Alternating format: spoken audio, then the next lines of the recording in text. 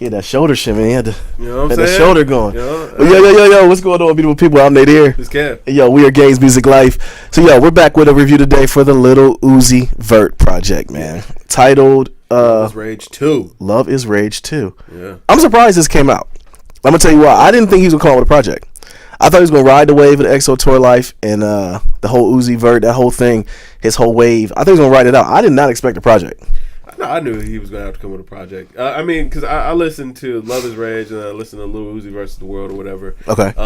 So I knew eventually a project was going to be coming, but I didn't know that he was an artist that needed one. Like, we are entering a weird space where it's like, I don't think rappers, or not all rappers, need to actually make projects anymore. Like, if you just keep coming out with hit singles, just keep banging them things out and touring them songs, and you'll be fine. Yeah. But...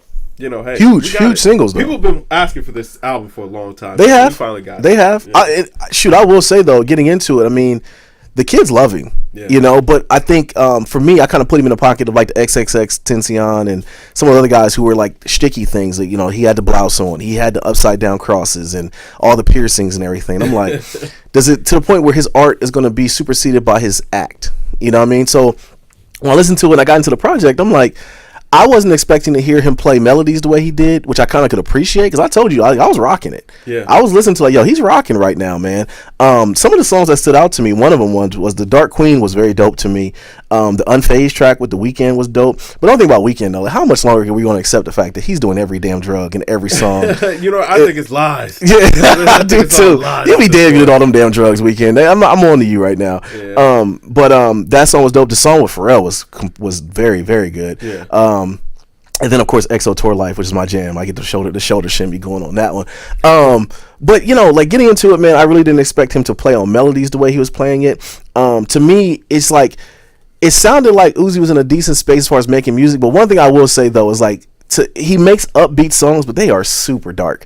I mean, like super dark, man. Like just talking about death and I'd rather be dead and those type of things. I don't know if it's a cry for help or maybe he is kind of just playing on the fact of that's what's important right now. I think it's a little sticky. Yeah. But I will say I was surprised by it, man. I didn't expect the album to be something that I would make it through, let alone listen to it multiple times, which I did. And I felt like with him, he's influenced by Lil Wayne. I don't care. Like, you can say anything. This to me would be like if Lil Wayne came back as a vessel, it would be in the body of Lil Uzi Vert. That would be one of the layers of him because Wayne could spit, but also he had that whiny, singy type thing. And I think this was he was inspired by Wayne on this project, and or just in general. I think so. Just looking at it, but the piercings and just living your life, being who you are. Because Wayne was one who started the little piercings in your lip, and everyone took that vibe. So I think with that, but I do think though with his whole Dark Lord thing and all the upside down crosses, and I think that's a little bit much at times. But I do think that the album was decent at best. I don't think it was anything that's really groundbreaking, but it was something that I can listen to over and over again. I'm going to keep it on my phone for a little bit. Even though as dark as EXO Tour Life is, I still rock with it, man. It comes on and I get to wailing. I close my eyes and get to singing. So I felt it was pretty decent. As far as review wise, I actually gave it an 84 is what I reviewed it as. I was toying around getting higher, but I'm like, is it that good?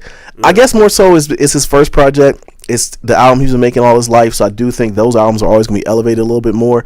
I wasn't expecting for it to be as good, so it surprised me a little bit. So that's why I gave it as what I gave it. And Uzi did all right. I feel you, man. You know, be it that I've explored some of his previous projects. This one actually didn't really catch me off guard.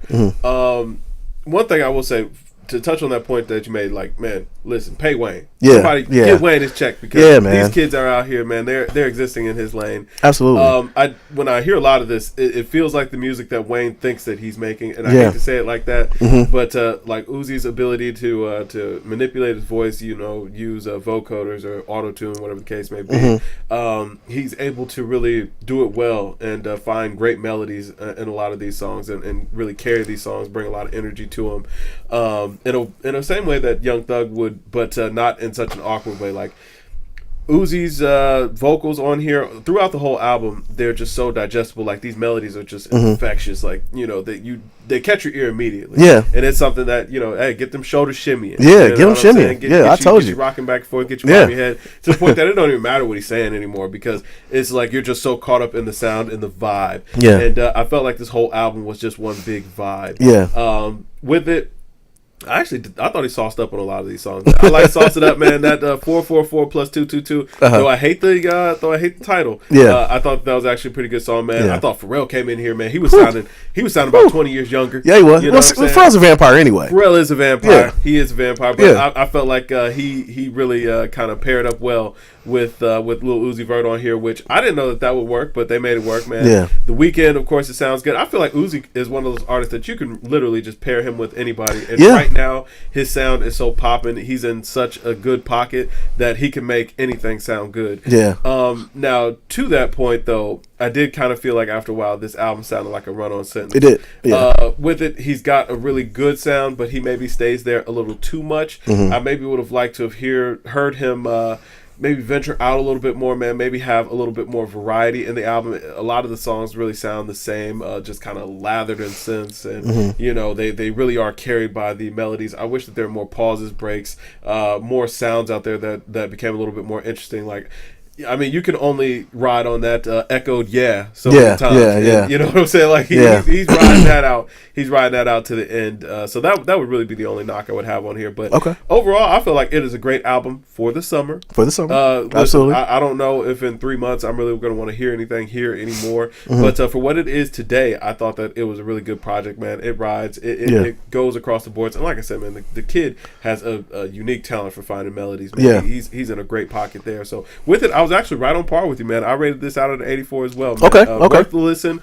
Not the greatest thing in the world, but pretty darn good. Absolutely. Okay, so I figured we'd be on the same on that one. I know you knew more about Uzi than I did, which is weird though when you're saying about feature-wise, as far as him being on, as far as sounding good on everybody's stuff. He sounded good on Dave East's project. Yeah. And then Dave East sounded good on Ferg's project, but he didn't sound good on his own. So yeah, so check that Dave East video out. Whatever. So we get into that. But yeah, man, I'm glad to see that usually we go left or right when it comes to music. This one seemed like we both went right.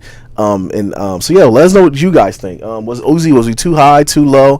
Uzi fans getting here, don't kill us too much. I know you guys are gonna say it's the best album ever, and guess what? You're right, because it's a review and it's your opinion, and all opinions matter. So we'll see about that. But yeah, man, I don't know. So yo, I'm Nate here. This cat. Yo, drink more water, people. Peace. Peace.